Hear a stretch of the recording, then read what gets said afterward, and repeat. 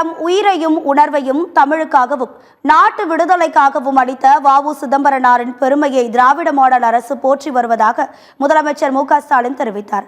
செக்கெழுத்த செம்மல் வ.உ. சிதம்பரனாரின் 99வது நினைவு தினத்தையொட்டி திராவிட மாடல் அரசும் வ.உ. சிதம்பரனாரும் என்கின்ற தலைப்பில் முதலமைச்சர் மு.க. ஸ்டாலின் சமூக வலைதளத்தில் செய்தி வெளியிட்டுள்ளார்.